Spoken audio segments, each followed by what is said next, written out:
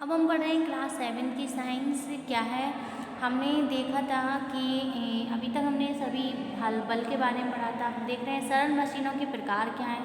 सरल मशीनें के 5 प्रकार होते हैं। एक पहला होता है उत्तोलक, दूसरा है पेंच, तीसरा है झुका तल यानी कि नत, समतल या अवनत तल, चौथा है घिरनी, पांचवा है पहिया और धुरी।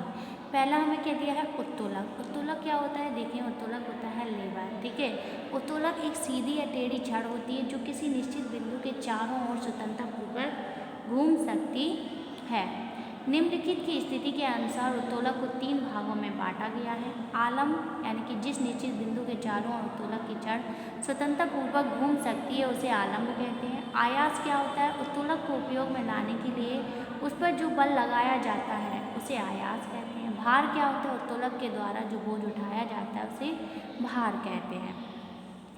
इन सभी तीनों के आधार पर यानी कि आलम, आयास, भार के आधार पर या स्थितियों के अनुसार उत्तोलक भी 3 प्रकार के होते हैं। प्रथम प्रकार के उत्तोलक। प्रथम प्रकार के उत्तोलक क्या होते हैं, देखेंगे। प्रथम प्रकार के उत्तोलक जिन उत्तोलकों में आयास, बल और भार के मध्य आलम होता है वे प्रथम प्रकार के उत्तोलक कहलाते हैं। जैसे हैंडपंप, कील निकालने वाली हथौड़ी, फ्लास्क, शीशा, झूला, कैंची आदि। तो ये था प्रथम प्रकार के उत्तोलक। द्वितीय प्रकार के उत्तोलक देखेंगे क्या है। द्वितीय प्रकार के उत्तोलक जिन उत्तोलकों में भार, आलम तथा आयास के मध्य होता है वे द्वितीय प्रकार के उत्तोलक कहलाते हैं। पहिए वाली ट्रॉली, सरौता आदि। तृतीय प्रकार के उत्तोलक क्या होते हैं, देखें। इस प्रकार के उत्तोलकों में आयास, भार और आलम के बीच होता है जैसे चिमटी, चाकू आदि।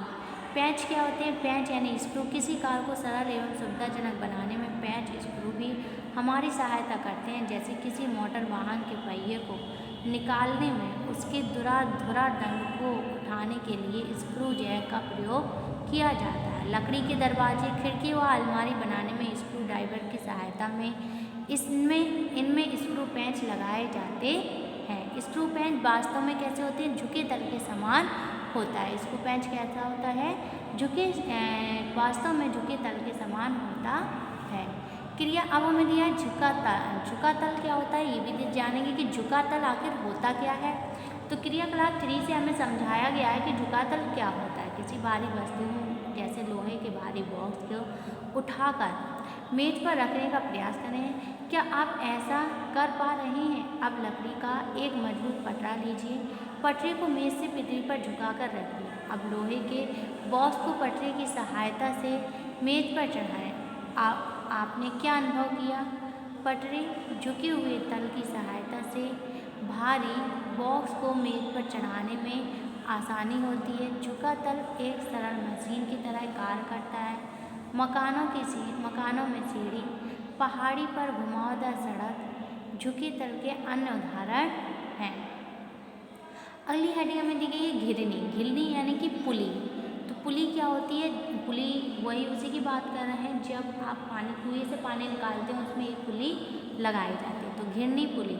घिरनी की सहायता से कुएं से पानी बड़ी आसानी से एवं सुविधाजनक तरीके से निकाल सकते। क्यों, क्योंकि उसमें घर्षण कम होता है। किसी भारी बोझ में को भी घिरनी की सहायता से भी उठाया जा सकता है। चल घिरनी के संयोजन से कम बल लगाकर भारी बोझ को उठाना सरल एवं सुविधाजनक होता है। घिरनी एक सरल मशीन है। यह चल तथा अचल दोनों तरह व्यवस्थित हो सकती है। अगली हेडिंग हमें 5 में दी गई है पहिया और धुरी क्या होती है। तो जब पहिया क्या होते हैं और धुरी क्या होती है। तो पहिया आपने देखा हो कि बाइक, गाड़ी, मोटरसाइकिल, बस सभी में क्या लगे होते हैं, पहिए लगे होते हैं।